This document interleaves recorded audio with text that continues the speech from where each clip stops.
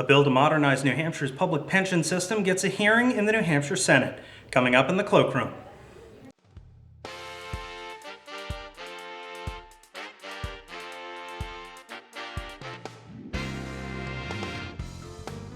Hi, I'm Grant Bosse, and welcome to the Cloakroom, the video magazine for the Josiah Bartlett Center for Public Policy. New Hampshire's retirement system is facing a $4.2 billion unfunded liability, as politicians have made more promises than taxpayers can afford. A new bill would modernize the New Hampshire pension system, putting new employees into defined contribution plans. Contributions would go into a pool owned by the employee, and they'd own it until their retirement, replacing the traditional defined benefit plan, where the state and taxpayers are responsible for any shortfalls in those retirement accounts. Speaking on behalf of the reforms was sponsor Senator Fenton Gruen. Let me start with conceptually the difference between a defined benefit and defined contribution plan. Defined benefit is a plan that the trust fund is owned corporately, and the benefits are defined by number of years of service times a multiplier. If you take at face value all of those 3 points, then our current plan should be 100% funded. If politicians were always reliable and unions never asked for more benefits without agreeing to the corresponding increase in contributions, and if you never skimmed off quote-unquote excess profits, and you never had politicians reduce rates so they could balance the budget, if none of those things ever happened, this worked perfectly. We don't have a good record of that.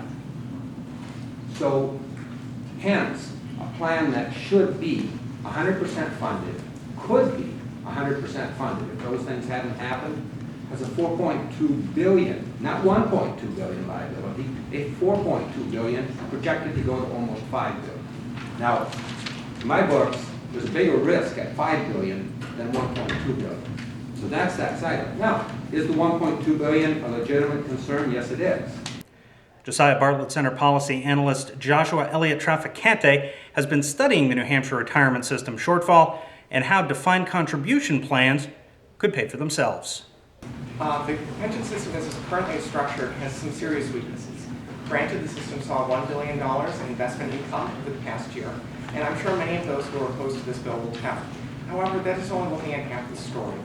You cannot look at the financial soundness of the system by simply looking at the assets, but you need to look at the liabilities. And looking at the liabilities of the New Hampshire retirement system, we find some troubling things. The study looked at the past 22 fiscal years, that being 1990 to 2011. Of course, this encompasses the boom years of the 1990s, the recent economic downturn in 2008, as well as the tepid recovery in the past few years. What we found is that the compounded annual growth rate of liabilities outstripped the compounded annual growth rate of assets by 1 3/4%. Now, this is where the problem lies, when your assets are growing slower than your liabilities. Now, the average yearly growth rate over the same time period for liabilities is about 9.5%. Of course, there are anomalies over the course of that time frame. Even with those anomalies removed, as you'll note on the chart on page 2 with those spikes, it still comes out at 9.5% per year. Now, of course, from 1990 to 2000, funding ratio was consistently in the low 80s, and ended the decade close to the 90% funding ratio. Now, why was that? Well, we were consistently seeing double-digit returns on investments. Over this time period, 1990 to 2000, we saw an average of 14.5% in our investment returns. Our worst year was 1.4%. Our second worst year was 9%. Of course, that was the assumed rate of return for those years. And it essentially masked this problem of these growing liabilities. In comparison to the second half of the study period, from 2001 until 2011, the average investment return per year was about 5%. Now, let me be very clear. This is not an argument that this is an investment return issue, nor is it an attack on the management of the New Hampshire retirement system. Rather, this is a problem with the growth of liabilities. When assets aren't growing at 9.5% or more per year, what results is non-funded liability, like we're seeing now. As a matter of fact, our growth in liabilities has not even matched our assumed rate of return since 1992. Right now, we're assuming 7.75. But we've seen a historical rate in the past 22 years of 9.5% in liability growth. Now, we cannot keep in place a system that only works well for everyone involved when it needs to see double-digit returns on investments every year. Now, going forward, the best way to avoid these kinds of issues is, of course, a defined contribution plan, which SB 229 provides for.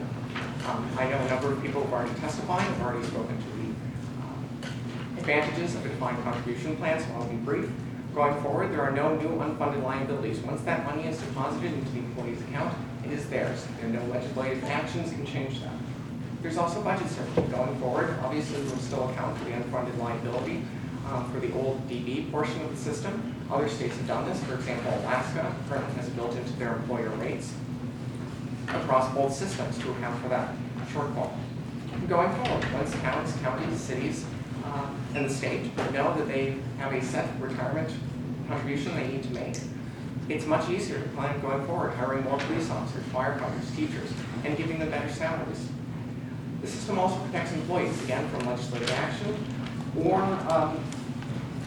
and it also, with the portability of individuals, as Senator Barone, as you mentioned, very few people this day and age work in the same job, let alone even the same line of work for 30 years. In that sort of situation, a defined benefit plan does not work best.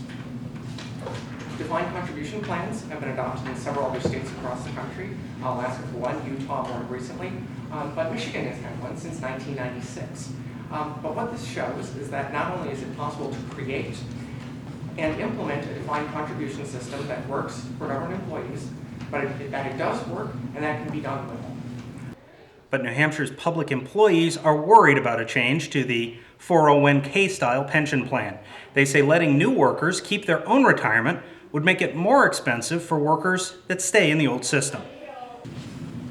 There is some confusion about what we're talking about here. You've heard about costs, you've heard about the effects on the employee, you've heard about retention and recruitment.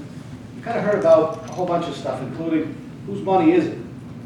I would argue under 36A of the New Hampshire State Constitution that the people of this state said whose money is it when they adopted 36A. And that they said it was deposited in the New Hampshire retirement system, and that money was to be used for the best interest of the members and the beneficiaries. Not the employers and not the state, not the taxpayers, but once it leaves the payroll and goes into the New Hampshire retirement system, it then becomes property of the members and beneficiaries. What are we talking about here in this specific piece of legislation? We're talking about the inclusion of a defined contribution, the creation of a defined contribution plan, which if you do a Google search, you will see that there are articles being perpetuated with testimony from some pretty influential people that called the 401k a failed experiment. I would encourage you to pull those articles and look at them. But what we're talking about specifically here is something that is known as a 414H, which in our estimation is a line in the IRS code that you can find in the 401 section. Now anybody that does any research, and I'm sure Senator Gruen has done a tremendous amount of research on this, will tell you that a 401A plan is a plan that's offered by public sector, the governmental plans. That's the state or political subdivisions.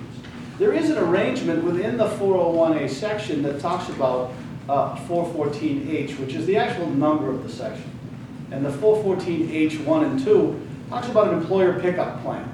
And it talks about how employee contributions would be treated with respect to the code. Bear in mind, I'm a firefighter. I put it on fire, I can put it out. I'm not an accountant and I'm not an attorney. I happen to look online and I've read a determination letter that helped me understand this that was put out. And it was put out by the IRS, and you can find it on their website. And it came out November 26, 2010, dealing with letter rulings on these governmental plans. So the 401, the 414H is the way it was described when some folks came in from across the country to make a presentation, which I believe all the senators, you've got a disc that the Retirement Security Coalition dropped off for you, which has their testimony. And one of them in particular, Hank Kim from the National Conference on Public Employee Retirement System, said he defined the 414H as like not an automobile or an investment vehicle, but having a steering wheel, which is a component of the automobile, but it's not really the investment vehicle in and of itself. So the full 14H component of this code would be how we treat these employee contributions with respect to its tax status in a mandatory way. 401As, in my estimation, my understanding how they work, are voluntary. So how do you make a permanent mandatory plan, and that's where you get how the contributions are made through the full 14H. I would really strongly encourage this committee to listen to the testimony, listen to the uncertainty, listen to the costs. There's cost to the community, there's cost to the taxpayers, and let us not forget that the firefighters that I represent are taxpayers as well. Following the public hearing, the Senate Executive Departments and Administration Committee will now deliberate on the pension reform plan. I'm Grant Bosse. Thanks for joining us in the Cloakroom.